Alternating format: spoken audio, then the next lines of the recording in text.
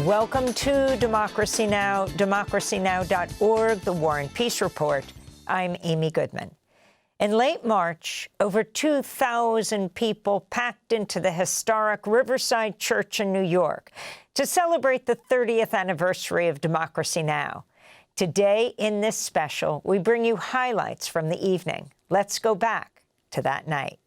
It is our absolute honor to welcome you all here to Democracy Now!'s 30th anniversary. It is hard to contemplate a celebration at this time. Amidst the U.S.-Israeli war on Iran and other armed conflicts, rising authoritarianism, power-hungry billionaires, and the worsening climate catastrophe. But gatherings like this are essential. To remind us that the gathering storm, despite the forces of oppression that threaten us all on the planet, there is a force more powerful. And that is all of you gathered here tonight at Riverside Church, but in all over this country and around the world, of people joining together, organizing for peace and justice.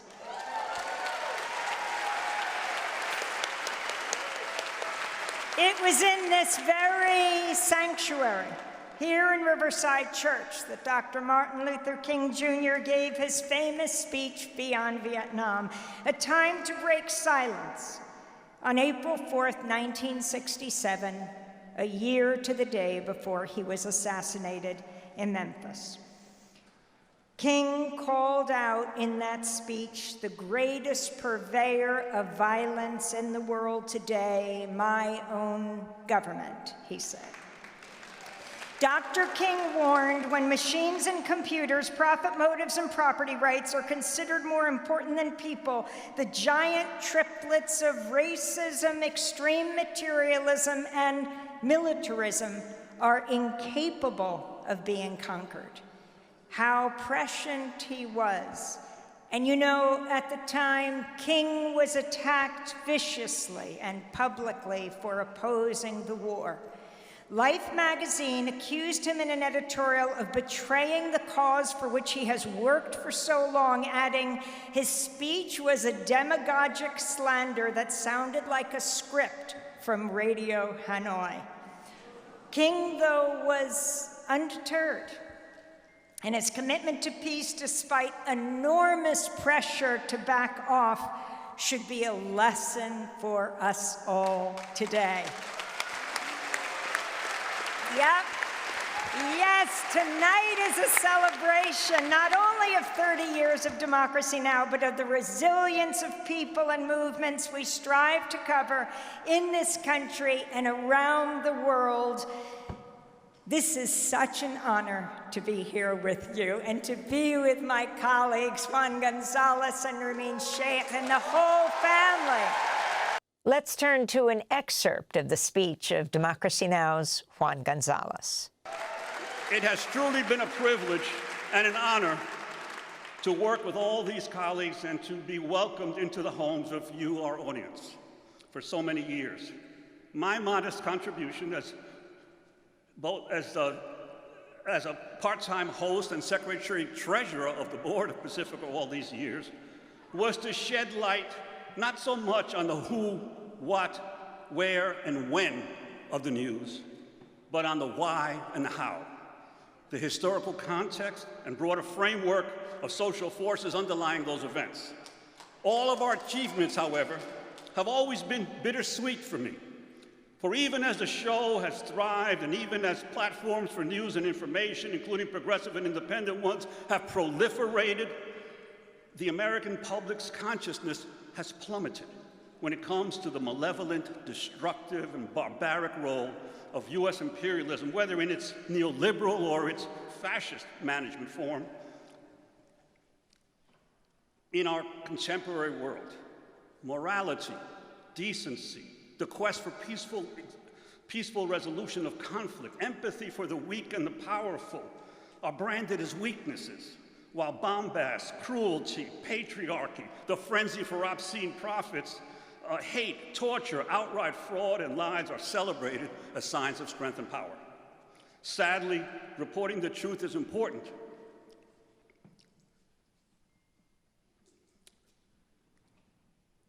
But it is not sufficient to make a better world possible, especially when capitalism with artificial intelligence and internet bots has mastered to previously unimagined levels the mass production of disinformation and alternative realities. In the end, only organizing resistance of working class and oppressed peoples of the world, strengthened by, yes, by revolutionary analysis, can bring about a better world. I want to introduce no one more appropriate to perform after Juan González than Hurray for the Riff Raff, with the Bronx-born Alinda Segarra. The band's new album has just come out. It's called Live Forever. This song, Palante, was featured in the short New York Times documentary Takeover, about the young lords who took over Lincoln Hospital in 1970. Palante means onwards, or as Juan says, right on.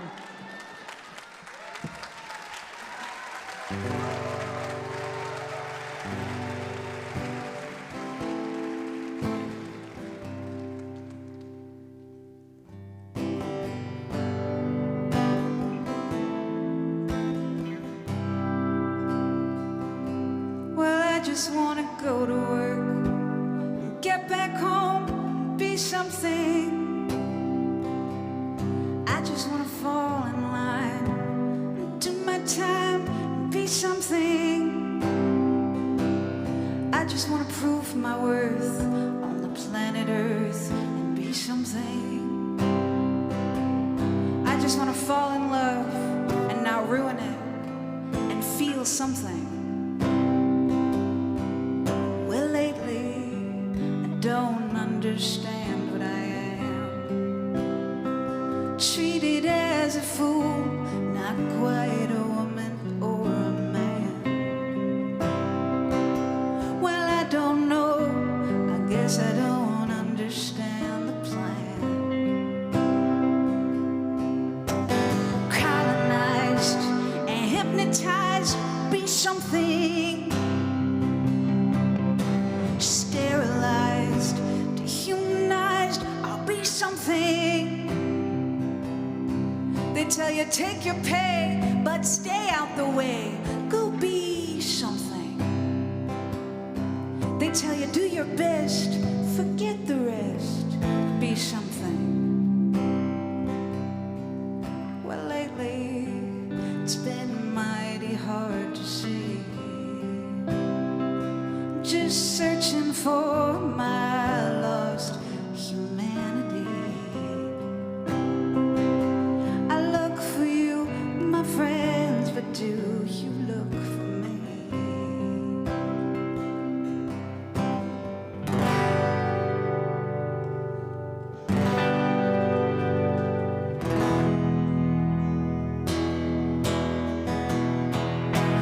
Lately I'm not too afraid to die. I wanna leave it all behind. I think about it sometimes. And lately all my time's been moving slow. I don't know where I'm gonna go. Just give me time and I'll know. Oh, any day now. Oh, any day now I will come along.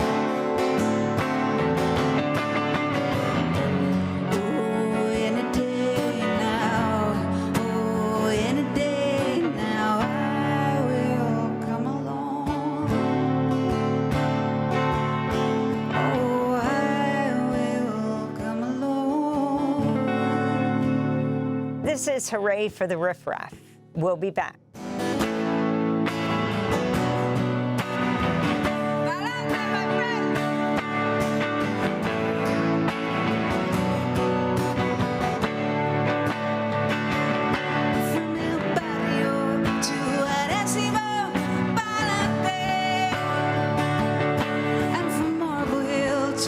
je vais mentir pa'lante. And to Juan, Miguel, Milagros, Manuel, pa'lante.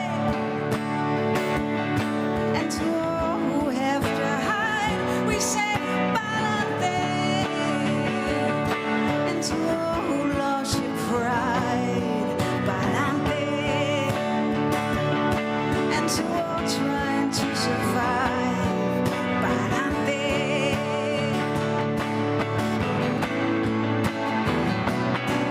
Pa'lante. To the earth under our feet, pa'lante.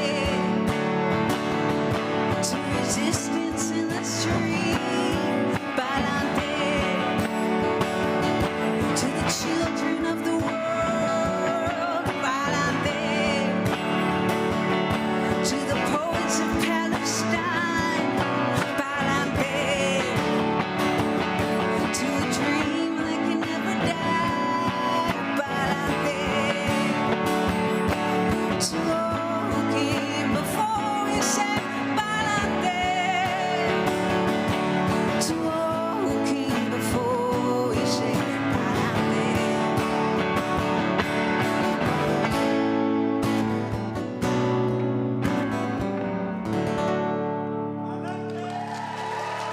Hooray for the Riff Raff at Democracy Now!'s 30th anniversary celebration. This is Democracy Now!, democracynow.org. I'm Amy Goodman. We turn now to the Pulitzer Prize-winning Palestinian writer and poet Mosab Abu Toha.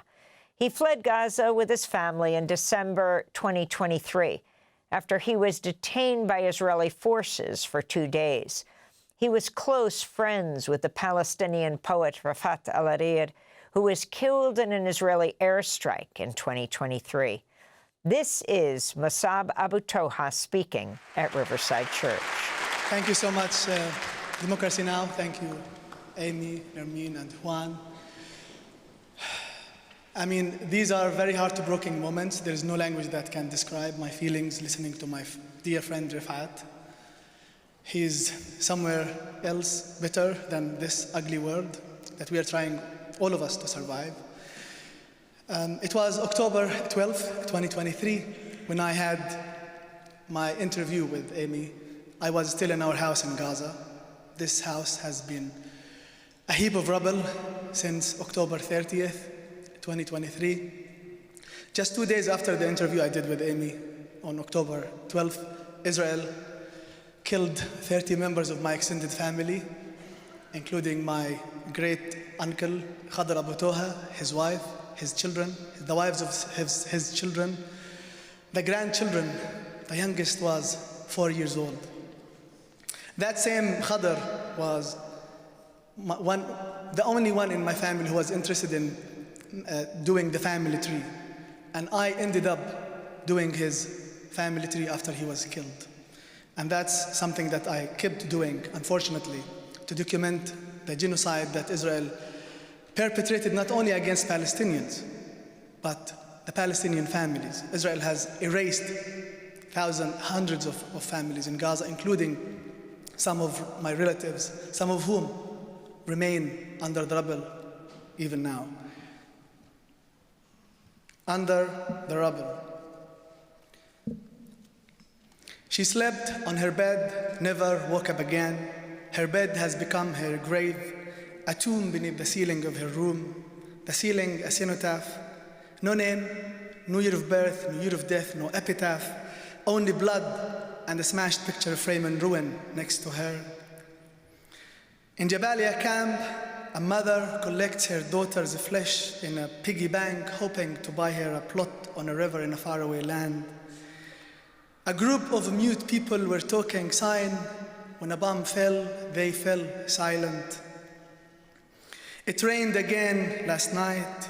The new plant looked for an umbrella in the garage. The bombing got intense, and our house looked for a shelter in the neighborhood. I leave the door to my room open so the words in my books, the titles and names of authors and publishers could flee when they hear the bombs. I became homeless once, but The streets, the rubble of my city covered the streets. They could not find a stretcher to carry your body. They put you on a wooden door they found under the rubble. Your neighbors, a moving wall. The scars on our children's faces will look for you. Our children's amputated legs will run after you. He left the house to buy some bread for his kids. News of his death made it home, but not the bread. No bread. Death sits to eat whoever remains of the kids. No need for a table, no need for bread. A father wakes up at night, sees the random colors on the walls drawn by his 4-year-old daughter. The colors are about 4 feet high. Next year, they would be 5. But the painter has died in an airstrike. There are no colors anymore. There are no walls. I changed the order of my books on the shelves. 2 days later, the war broke out. Beware of changing the order of your books. What are you thinking? What thinking? What? You. Is there still you? You there? Where should people go? Should they build a big ladder and go up? But the heaven has been blocked by the drones and F-16s and the smoke of death. My son asks me whether when we return to Gaza, I could get him a puppy. I say, I promise, if we can find any. I ask my son if he wishes to become a pilot when he grows up. He says he won't wish to drop bombs on people and houses. When we die, our souls leave our bodies, take with them everything they loved in our bedrooms. The perfume bottles, the makeup, the necklaces, and the pens. In Gaza, our bodies and rooms get crushed. Nothing remains for the soul. Even our souls, they remain stuck under the rubble for weeks, now for years. For Gaza, for Rifat al-Arir, for all our loved ones, those who were killed, those who are surviving in the streets, in tents, for my 3 sisters who are in Gaza right now, for my beloved ones who remain under the rubble while we are speaking, for a free Palestine. يما مويل الهوى يما مويلية ضرب الخناجر ولا حكم النادل فيا يما مويل الهوى يما مويلية ضرب الخناجر ولا حكم النادل فيا ومشيت تحت الشتاء والشتاء رواني والصيف لما أتى شعل من نيراني بضل عمر الفتى در للحرية يما مويل الهوى يما مويلية ضرب الخناجر ولا حكم النادل فيا يا ليل صح الندى يشهد على جراحي وانسى الجيش العيدا من كل النواحي والليل شاف الردى عم يتعلق فيا يما مويل الهوى يما مويلية ضرب الخناجر ولا حكم النادل فيا. Thank you.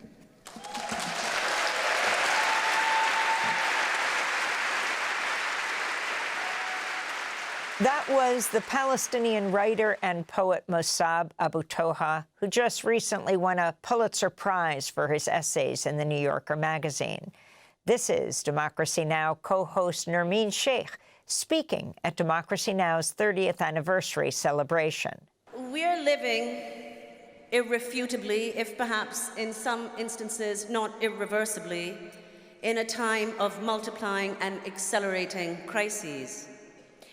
To name only the most obvious and the most proximate, the slow and now rapid transformation of this country into a more brutal, more unforgiving, and more exclusionary polity and society, the scale of which, as we witness it, is literally unfathomable. The cruelty of the current administration is everywhere in evidence. It would take the remainder of this evening, and indeed well beyond it, to rehearse the litany of horrors to which we're daily confronted. What then is our orientation, our vision, as this administration continues unleashing its violence both within and without the borders of this country? What possibilities exist as we report on what appears an imminent threat of world war, and crucially of those suffering in its midst, of course in Iran, but also elsewhere? Or when we speak of the calamitous and ongoing lethal effects on the world's very poorest, of the staggering cuts in US aid, or as we tell the stories of those brutalized while protesting ICE, or the stories of the tens of millions enduring merciless wars from Palestine to Ukraine to the DRC and Sudan, the latter African countries, to our collective shame, almost totally absent from the public sphere. The only gesture, of course, possible, of course, is resistance. A resistance whose source and agency must find expression in the media. It is my honor to bring up on the stage Michael Stipe, the singer, songwriter, artist, and activist, and Aaron Dessner, Grammy Award-winning musician and producer, founding member of The National, and a close collaborator with Taylor Swift. They're singing No Time for Love Like Now. Thank you, Amy. This evening feels like a clarion call, a voice of courage, of optimism, and resilience, and community in the midst of system collapse. We are honored to be here and to be a part of this community. Thank you.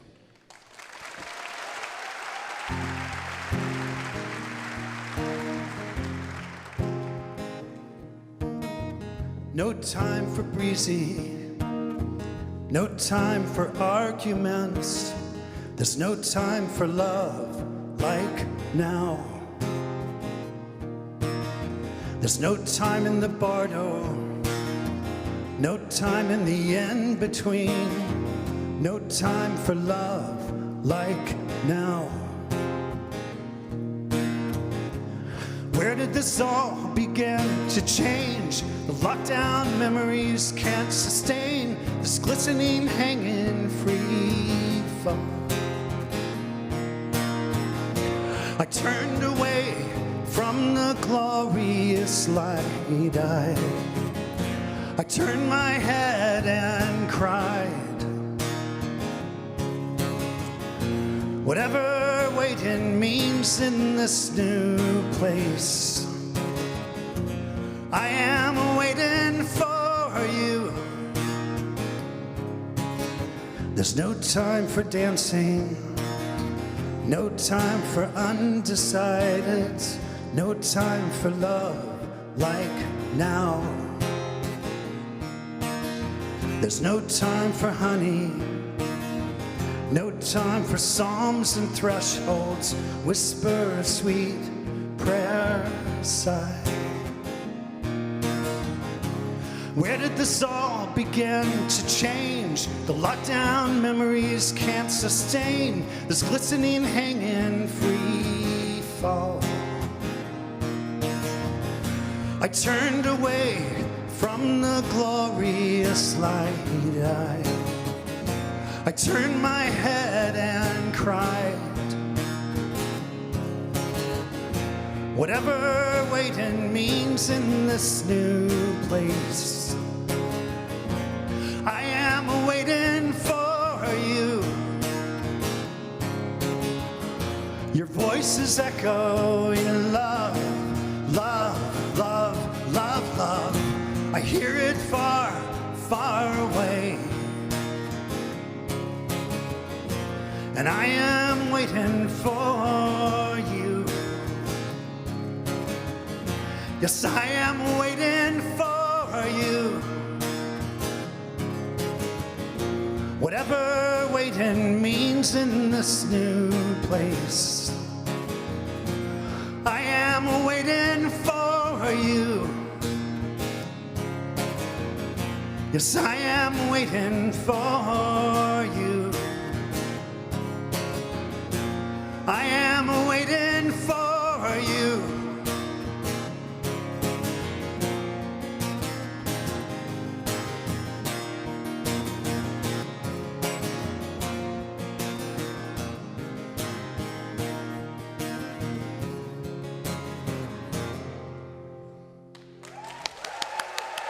Thank you. Right now, to say the least, we have a very, very special guest, Angela Davis. Angela, it is such an honor to be with you tonight.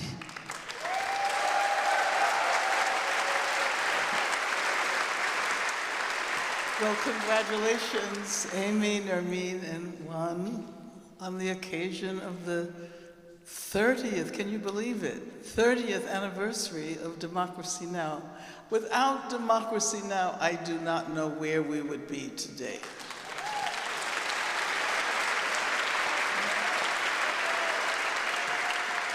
You know, I can remember when we felt unseen and unacknowledged, when we had no legitimate place or space in the established media. And so before I say anything else, I just really want to say thank you on behalf of all of the progressive and radical movements in this country and the world.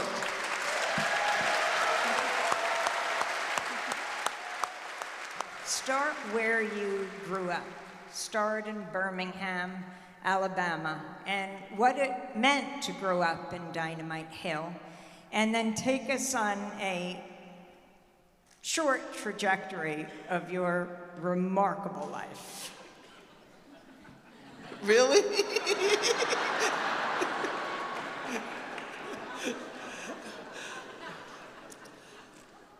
Well, you know, that was over 80 years ago.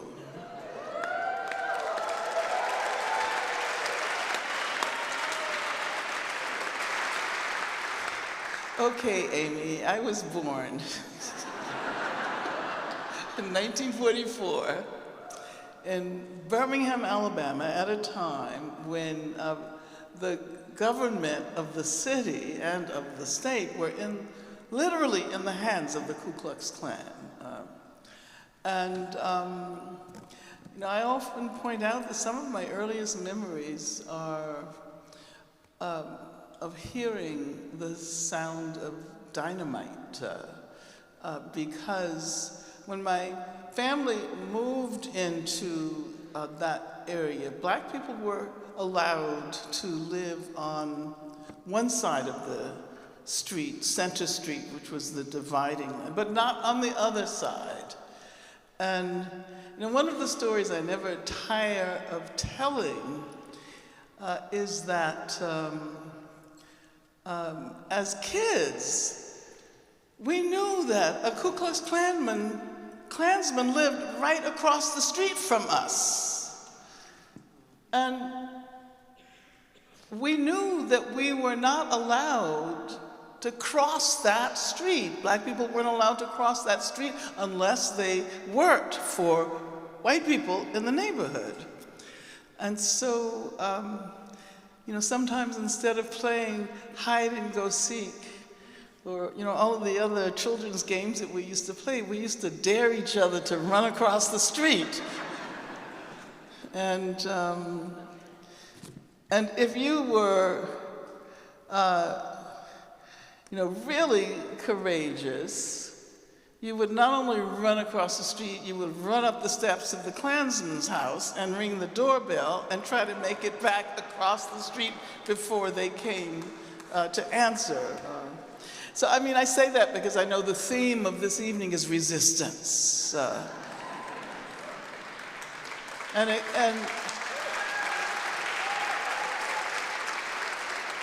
you know, and as I see Palestinian children throwing rocks at the Israeli military, I realize that, you know, in some communities, resistance is the only possibility of living a life of significance.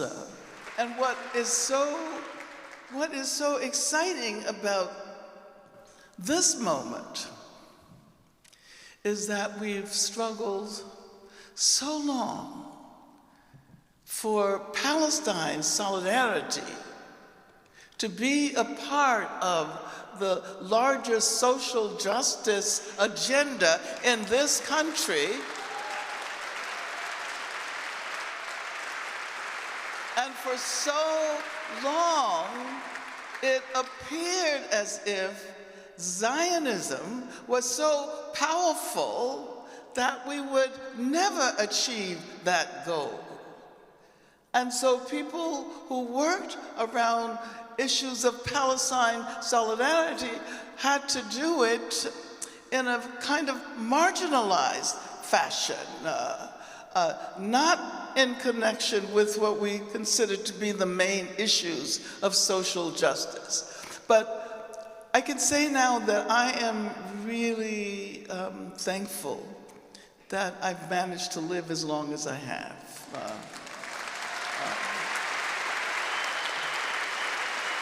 Because I also see myself as a witness for all of those who struggle for Palestine, and Palestine in connection with feminism, Palestine in connection with the struggle against racism, Palestine in relation to our anti-war movements. Angela, I'd like to ask you about those grand forms of resistance.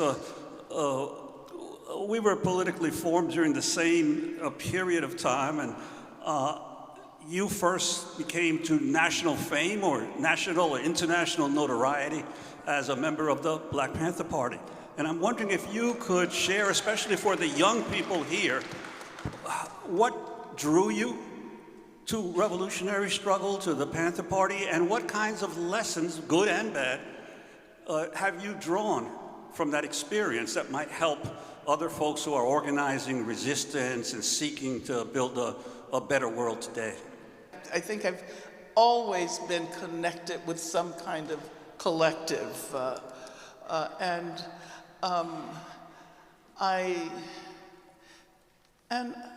I suppose I would say that is because it became clear that despite the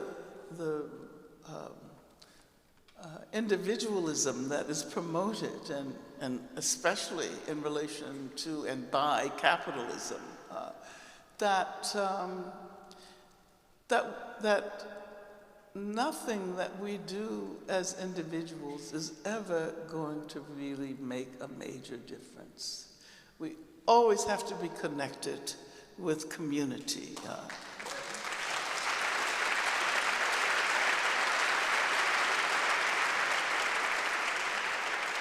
And so when the Black Panther Party was organizing in Los Angeles for the very first time, I was, as a matter of fact, teaching at UCLA, and I asked, well, how can I be of assistance? What can I do? So I began to work with a political education program that John Huggins, Erica Huggins' husband at the time, was working on. So John and I worked on political education for the Black Panther Party until he was killed at UCLA. And you know, it's a long and very complicated story. But the fact is that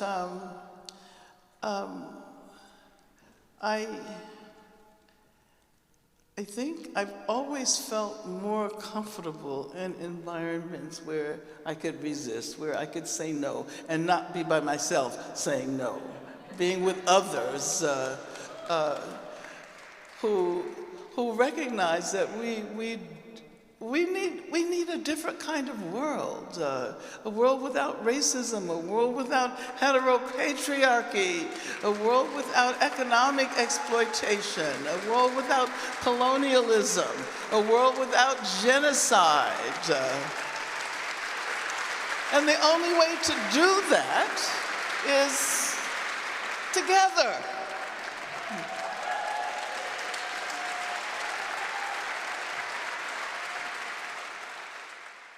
I have the enormous pleasure to introduce our next guest. A special guest is coming later.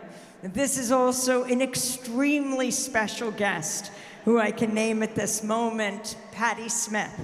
Singer, songwriter, poet, author, widely known as the grandmother of punk. And we want to welcome Patti Smith, her daughter Jessie Smith, and Tony Shanahan to the stage. On March 16, 2003, Rachel Corrie, a young nonviolence activist, was protesting the Israeli demolition of homes in the Gaza Strip. Bulldozers had already destroyed surrounding houses in Rafah, where she was based. They targeted the family home of Professor Nasrallah, where she was staying.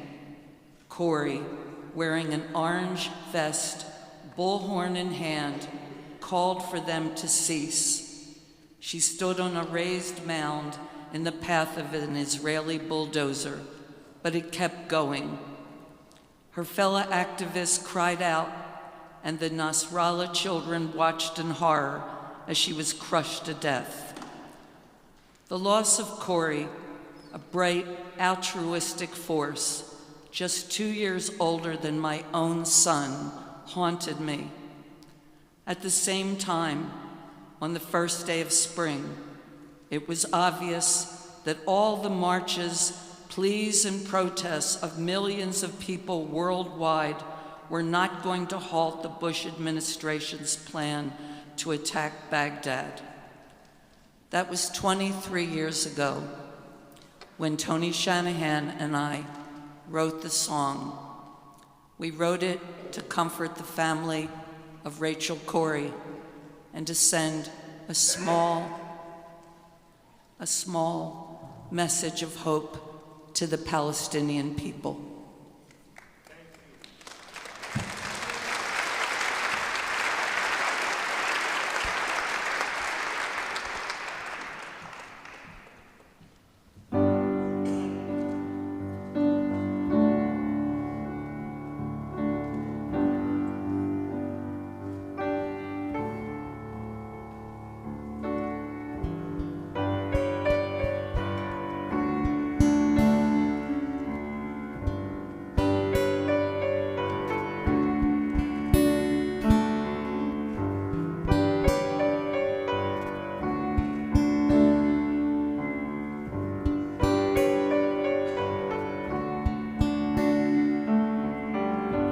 Yesterday I saw you standing there with your hands against the pane, looking out the window at the rain. And I wanted to tell you all your tears were not in vain,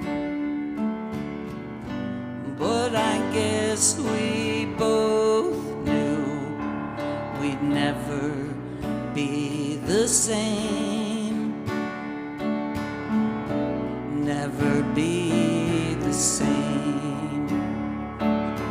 Why must we hide all these feelings inside?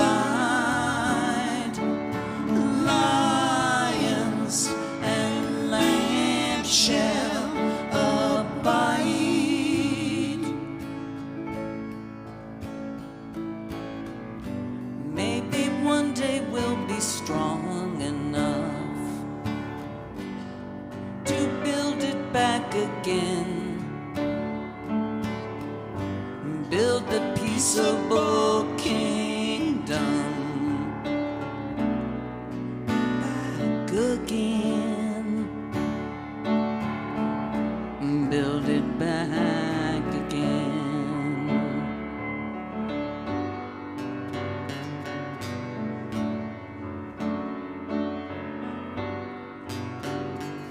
This is Patti Smith. We'll be back in a minute.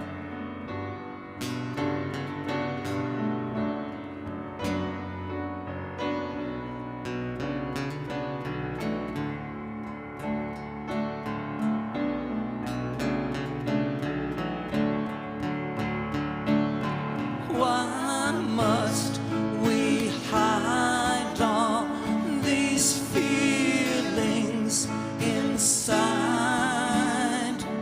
Lions and lambs shall abide.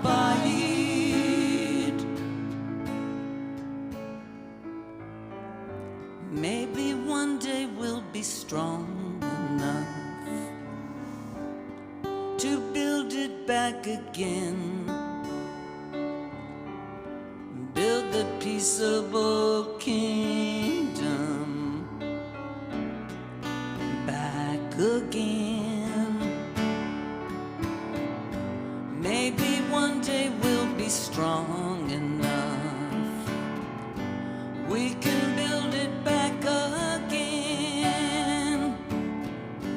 Build the peaceable kingdom. Build it back again. Build the peaceable kingdom. Build it back again.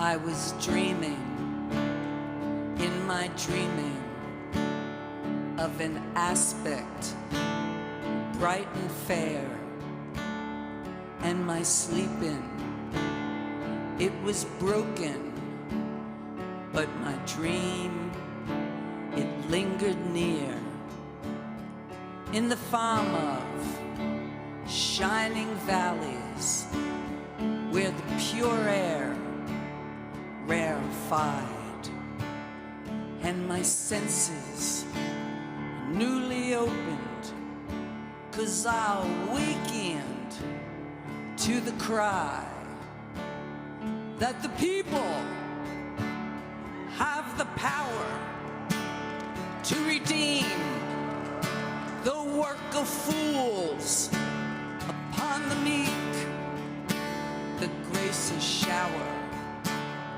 It's decreed, the people rule.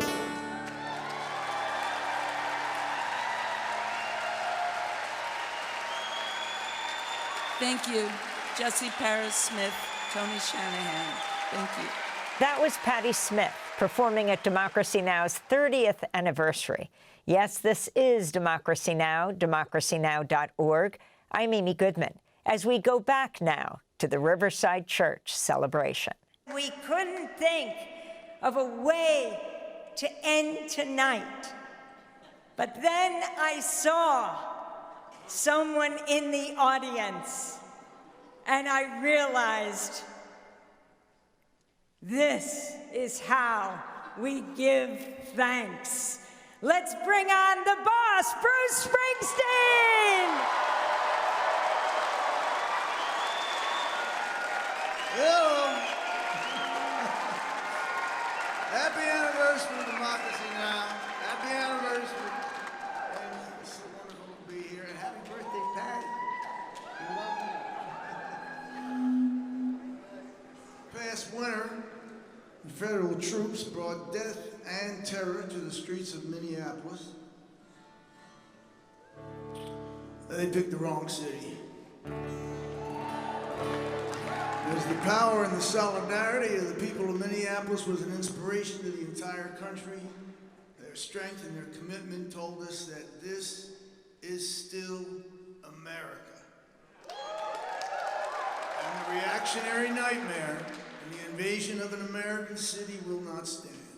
Their strength gave us hope, they gave us courage, and for those who gave their lives, Renee Good, mother of 3, brutally murdered, Alex Preddy, BA nurse, executed, shot in the back by ICE in the street, left to die. Their bravery, their sacrifice, and their names will not be forgotten. This is Streets of Minneapolis.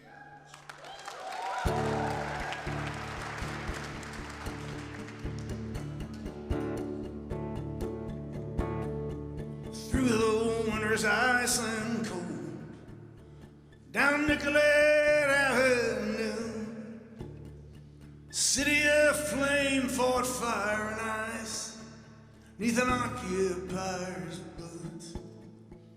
King Trump's private army from the DHS, guns belted to their coats, came to Minneapolis to enforce the law, or so their story goes. Against smoke and rubber bullets, well, by the dawn's early light, citizens stood for justice, their voices ringing through the night. And there were bloody footprints where mercy should have stood. 2 dead left to die on snow-filled streets, Alex Pretty and Renee Good.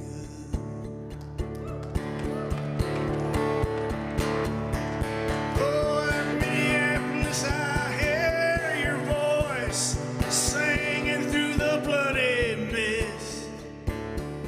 We'll take our stand for this land and the stranger in our midst. Here in our home, they killed and roamed in the winter of 26. We'll remember the names of those who died on the streets of Minneapolis.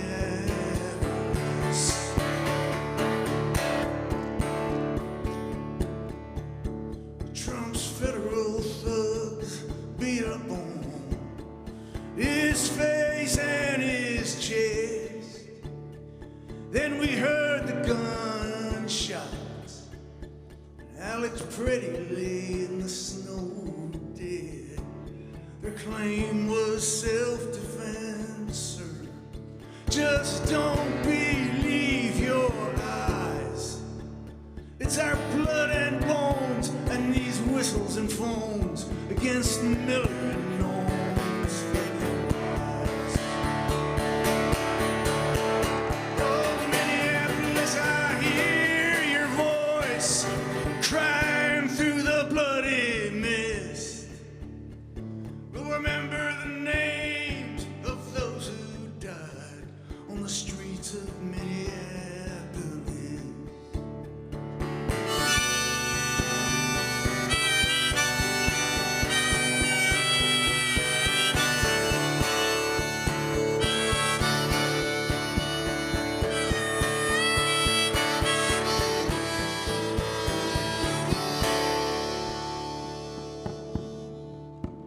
Now they say they're here to uphold the law, but they trample on our rights. If your skin is black or brown, my friend, you'll be questioned, reported on sight. And in our chance of ice out now, our city's heart and soul persists. Through broken glass and bloody tears on the streets of Minneapolis. Oh, Minneapolis, I hear your voice singing through the bloody mist.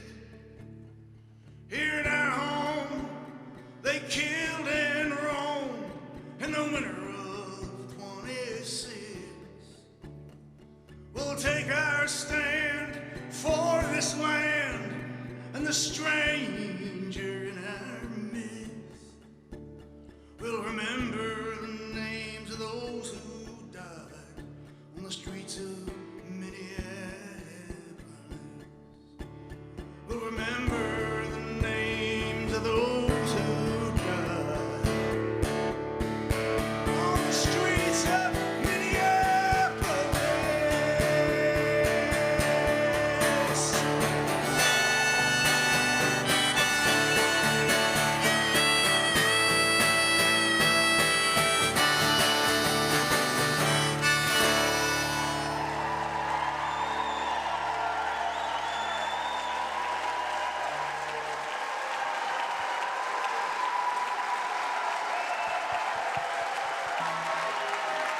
Well, we can't end tonight without a joint rendition of the appeal someone made when Patti was singing, "People have the power," with all the musicians on the stage, including Bruce. Folks, thank you so much for coming out and celebrating. We hope you all join in. Let's do it.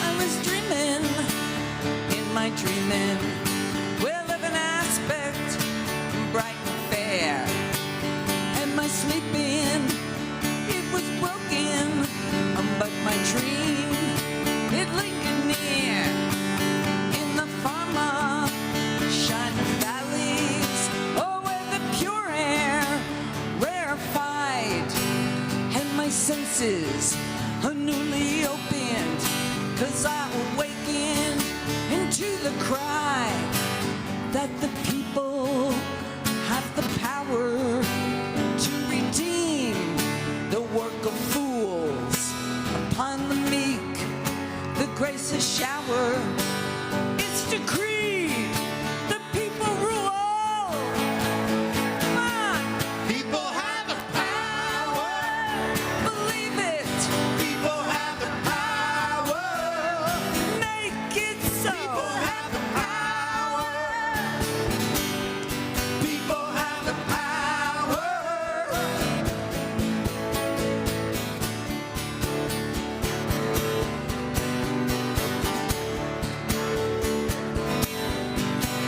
Vengeful aspects became suspect and bending low as if to hear, and the armies ceased advancing because the people had their ear, and the shepherds and the soldiers, well, they lay beneath the stars, exchanging visions, laying arms to waste in the dust, in the form of shining valleys, where the pure air rarefied, and my senses are newly opened.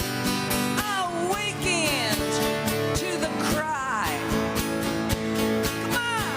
People have the power. Believe it. People have the power. Make it so. People have the power. People have the power. Whoa.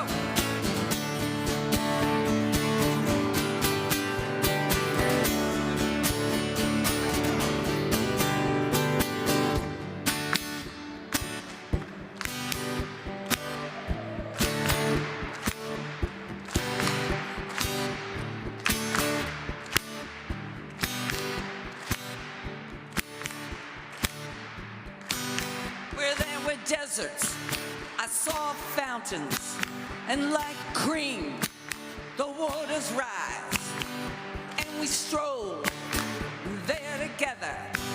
We none to laugh or criticize. Well, and the leopard and the lamb